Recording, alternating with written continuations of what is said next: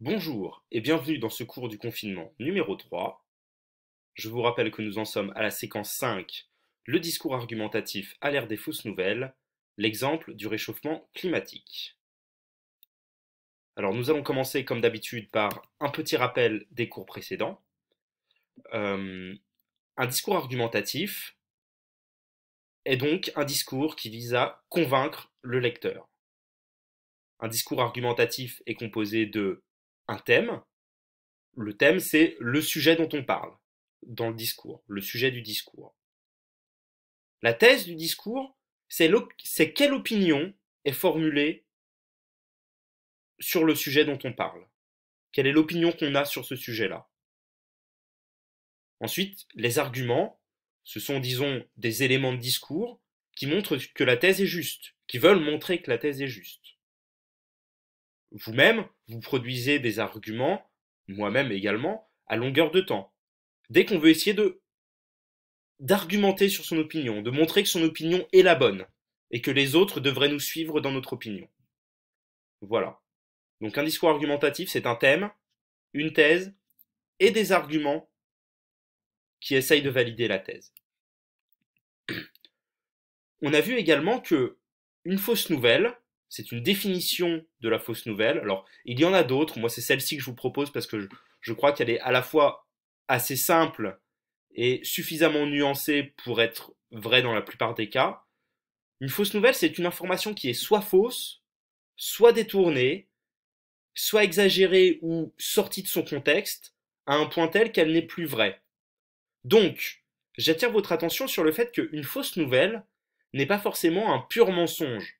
D'accord? Une fausse nouvelle, les gens qui produisent des fausses nouvelles ne partent pas forcément d'une feuille blanche, ils n'inventent pas quelque chose. Pas tout le temps. Une fausse nouvelle, c'est aussi, on va prendre une information et on va la détourner. On va essayer d'en changer le sens un petit peu. Ou alors on va l'exagérer, ce qui revient presque au même. Ou alors encore, on va complètement la sortir de son contexte. À ce point qu'elle n'en devient plus vraie du tout. Donc c'est pour ça que la fausse nouvelle c'est complexe et c'est pour ça qu'on a du mal à la repérer. Parce que c'est pas tout le temps un pur mensonge. D'accord? Ça part toujours de quelque chose, une fausse nouvelle. Et aussi, elle se fonde toujours sur, ou souvent, sur une explication qui serait spectaculaire à un problème spectaculaire, une explication spectaculaire et simple à un problème complexe. Sur quelque chose qui nous fait peur. Et c'est parce que le problème est complexe et qu'il nous fait peur qu'on va avoir tendance à apprécier cette explication simple et spectaculaire, étonnante, et qu'on va avoir tendance nous-mêmes à la propager. Voilà. Alors, maintenant nous allons passer au grand 2 qui s'intitule État des lieux de la presse francophone. Alors, j'ai pris on va faire un cours là sur l'état des lieux de la presse, parce qu'au cours précédent, il y avait beaucoup de questions sur quels sont les sites qui sont fiables, quels sont les sites qui ne sont pas fiables, etc. Et on a vu par exemple que le site de l'AFP, euh, dont on a étudié un des textes la dernière fois, est beaucoup plus fiable que le site de la fausse nouvelle, là, le elishan.fr. Voilà. Mais pour essayer de comprendre quels sont les journaux qui sont fiables, il est important également de connaître comment s'est développée la presse en France du 19e siècle au 21e.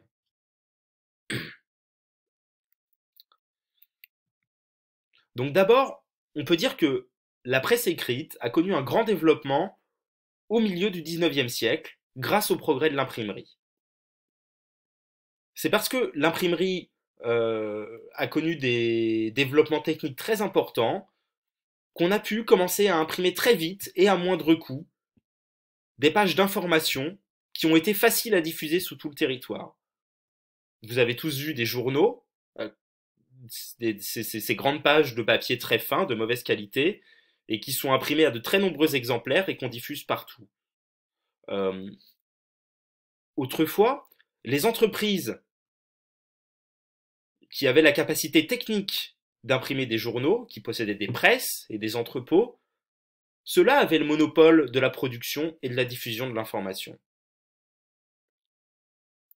Mais aujourd'hui, avec l'avènement d'Internet, tout le monde peut produire et diffuser pour un coût encore plus faible. On n'a même plus besoin d'imprimer sur des journaux. On n'a même plus besoin de payer des gens pour qu'ils aillent apporter les journaux un peu partout en France. Aujourd'hui, depuis un simple ordinateur, on peut produire et on peut diffuser de l'information. Vous-même, si vous êtes doué un petit peu en communication sur Internet, vous pouvez aussi produire une information et la diffuser dans le monde entier. Ce qui, évidemment, vous en doutez, pour les entreprises qui avant avaient investi dans des machines à imprimer, dans du papier, etc., ben, l'avènement d'Internet, ça a été un bouleversement. Et ce bouleversement-là, euh, il est assez récent. Vous-même, on peut le dater du début du 21e siècle, vous-même, vous étiez presque né à ce moment-là, quand c'est arrivé. Et aujourd'hui encore, on en sent encore les effets. Donc je vous donne ici quelques exemples de journaux. Alors ils ne sont pas tous finalement du 19e siècle, hein, mais donc il y en a trois, il y a le Figaro, l'Humanité et le Petit Parisien. Sur les trois, il y en a un qui a disparu, c'est le Petit Parisien qui n'existe plus, en tout cas plus sous ce nom-là, mais le Figaro et l'Humanité existent toujours. Ce qu'on peut remarquer, c'est on devine en tout cas que c'est imprimé sur du papier de mauvaise qualité, du papier très fin, et aussi on peut remarquer comme quoi la mise en page n'est pas du tout aérée. C'est écrit tout petit, sur des colonnes très très fines. Tout ça, c'est pour essayer de comprimer l'information pour que ça tienne sur la page, pour essayer d'imprimer le moins possible et que ça coûte encore moins cher. Voilà. Mais aujourd'hui, c'est ce que je vous disais tout à l'heure, à l'ère d'Internet, euh, les entreprises de presse ont vu leur vente considérablement baisser à cause de la concurrence d'Internet. C'est-à-dire que pourquoi est-ce que les gens iraient encore chez leurs marchands de journaux euh, acheter des journaux, dépenser de l'argent, alors qu'ils pouvaient avoir la même information, ou le même genre d'information justement, leur ordinateur, sans bouger et sans payer. Donc, pour s'adapter à cette évolution technique, les entreprises de presse, elles ont elles aussi investi Internet en développement de puissants sites web. Et aujourd'hui, on remarque que les ventes de la presse continuent de baisser, les ventes de la presse physique, des journaux continuent de baisser, et que les lecteurs lisent beaucoup plus les journaux sur Internet et ils les achètent moins dans leur version papier. Voilà. Donc sur Internet, les sites des journaux sont parfois entièrement gratuits, ils sont parfois entièrement payants, et parfois il y a seulement une partie de leurs articles qui sont gratuits. Mais en tout cas, il faut se rappeler d'une chose, c'est que une information de qualité, et ça c'est l'argument principal des journaux avec lequel je suis tout à fait d'accord, une information de qualité, des journalistes qui passent des semaines et des semaines à écrire un seul article, et ben ça se paye. Voilà. Et donc il est normal que pour l'information de qualité, ce soit des choses qui soient payantes. Que ce soit sur papier ou sur Internet, ça c'est un autre débat. Mais en tout cas, que l'information de qualité soit payante, c'est souvent un gage de qualité. Voilà. Donc, voici une liste, là il y en a 5, vraiment non exhaustive, il en existe beaucoup d'autres.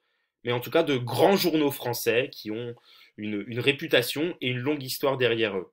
Alors ici, c'est pas le lieu de faire l'histoire de ces journaux-là, mais je vous les présente brièvement. Donc le premier d'entre eux que j'ai mis, qui s'appelle le journal Le Monde, euh, qui est plutôt politiquement orienté au centre du jeu politique.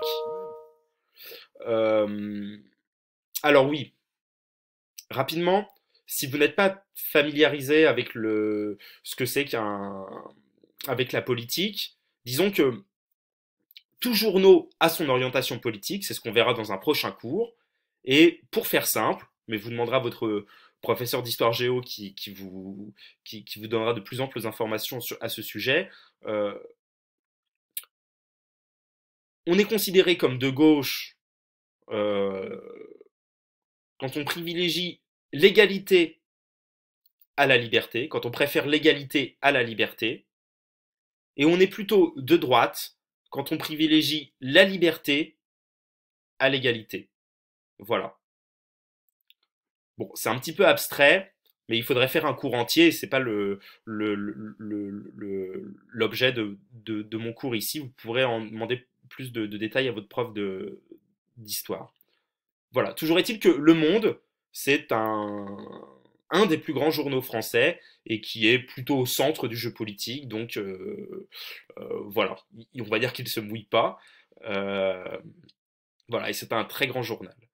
Il y a aussi Le Figaro, qui est vraiment le grand journal de la droite, qui lui est franchement marqué à droite. Euh, voilà, et vous voyez le logo, peut-être que les logos de ces journaux-là vous disent quelque chose. On peut citer également Libération, qui est lui un journal de gauche, en tout cas historiquement. Euh, et arrêtons-nous 2 petites minutes sur le quatrième, Le Parisien, qui lui justement a la particularité, en tout cas a priori, de ne pas avoir d'orientation politique claire.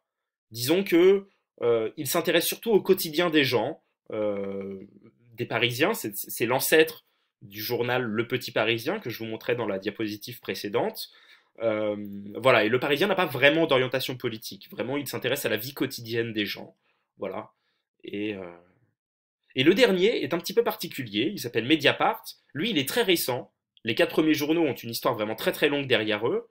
Euh, Ils ont tous plus de 50 ans d'existence. Mediapart a été créé, il me semble, vers l'année 2005, je crois.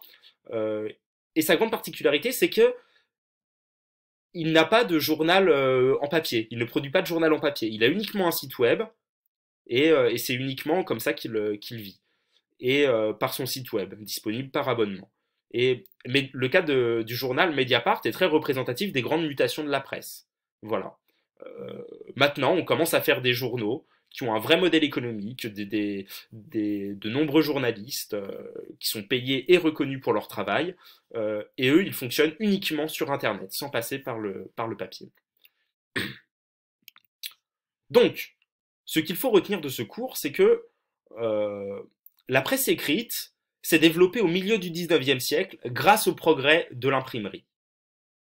Mais, à l'ère d'Internet, ces grands journaux ont aussi développé des sites web pour continuer à pouvoir diffuser leurs informations. Donc qu'est-ce qui fait la différence entre un journal fiable et un journal qui n'est pas fiable? C'est que les grands journaux ont des moyens financiers importants.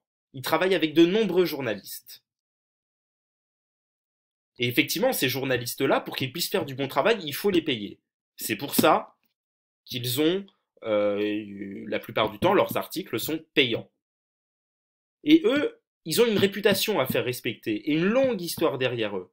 Et donc, quand ils sortent une information qui n'est pas vraie, ça arrive parfois, et ben c'est leur réputation qui en prend un coup et ils n'ont pas intérêt. Ils ont intérêt à faire très très attention aux informations qu'ils sortent, sinon leur réputation va en prendre un coup et les gens ne vont plus avoir confiance en eux. Donc, ces journaux-là, par exemple, il y en a d'autres, hein, mais les 5 journaux que je vous ai cités précédemment sont donc réputés comme étant fiables. Voilà. Donc, c'était la fin de ce cours euh, qui se proposait de faire un état des lieux de la presse française. Et si vous avez des questions, n'hésitez pas, bien sûr, à m'écrire.